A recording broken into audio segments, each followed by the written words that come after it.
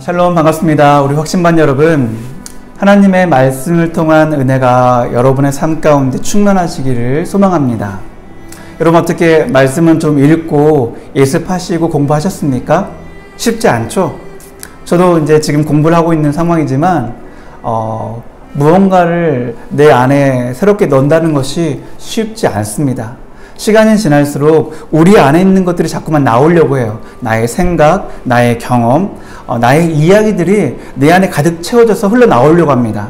그런데 이제 우리는 누구라 그랬죠? 그리스도인이라고 했죠. 그리스도인은 내 안의 것이 나오는 것이 아니라 하나님이 내게 주신 것이 내 안에서 채워지고 나오는 것이에요. 이것을 내 생각을 끄집어내고 하나님의 생각을 내 안에 넣는 것이라고 말합니다. 또한 이것이 믿음이고요. 이 믿음을 가질 수 있는 삶이 바로 거듭난 인생입니다.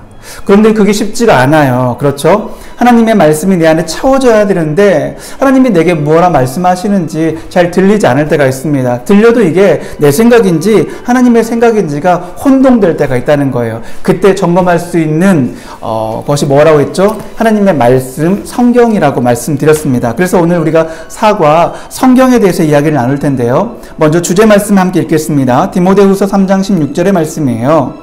모든 성경은 하나님의 감동으로 된 것으로 교훈과 책망과 바르게 함과 의로 교육하기에 유익하니 라고 말하고 있습니다. 성경이 우리에게 주시는 그 역할에 대해 이야기해주고 있죠. 성경은요 하나님의 감동으로 된 것이래요. 성경에 보면 성령의 감동으로 이 저자들이 성경을 썼습니다. 그리고 이것은 하나님의 마음이 담겨 있다는 거예요. 그래서 말씀을 보면 우리가 누구의 마음을 알 수 있다고요?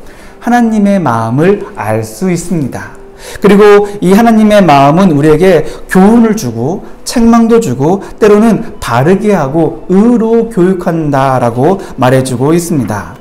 그러니 성경을 통해서 때로는 위로가, 때로는 격려가, 때로는 혼난도 있을 수 있겠죠. 성경을 크게 목적으로 두 가지 나누면 어떤 거냐면 이것은 해야 한다, 이것은 하지 말아야 한다는 것이죠. 그러니 성경을 볼 때마다 우리가 이것은 해야 되는 것이구나, 이것은 하면 안 되는 것이구나 라를 알 수 있습니다. 그러니 여러분 뭔가 선택의 기로에 섰을 때 우리가 무엇을 봐야 돼요? 먼저 기도하고 하나님께 여쭤보겠죠. 그러나 응답이 들리지 않거나 혼란스러울 때는 하나님의 말씀을 읽어보셔야 한다는 거예요.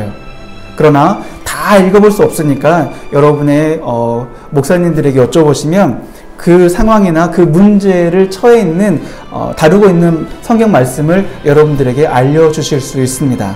그렇게 성경을 많이 보시면 좋겠습니다. 1번에는 성경의 기원과 구조에 대해서 이야기하고 있는데 이건 여러분들이 천천히 보시면 좋을 것 같아요. 신약과 구약으로 나누어져 있는 것, 또한 구약은 어떻게 신약은 어떻게 나누어져 있는 것들 여러분이 한번 교재를 잘 보시고 공부를 하시면 좋겠고요. 3번에 성경의 중심 주제, 이게 중요합니다. 이 성경은 과연 무엇을 말하고 있는가 라고 할 때 우리는 이렇게 말하고 있습니다. 오실 예수님에 대한 말씀은 구약, 오신 예수님에 대한 말씀은 신약. 그래서 구약과 신약이 합쳐서 예수님에 대해서 이야기하고 있다라는 것이죠. 왜요? 우리가 1강 때 배웠죠. 구원에 관해서요. 우리는 예수 그리스도로 인해서만 구원을 받을 수 있다고요. 그러니 이 성경을 우리가 바라보면 예수님을 알 수가 있고 예수님이 우리에게 어떻게 말씀하시고 어떻게 다가오셨는지 알 수 있다는 것이죠. 그럴수록 우리의 마음에 더욱더 무엇이 구원의 확신이 커진다는 것입니다.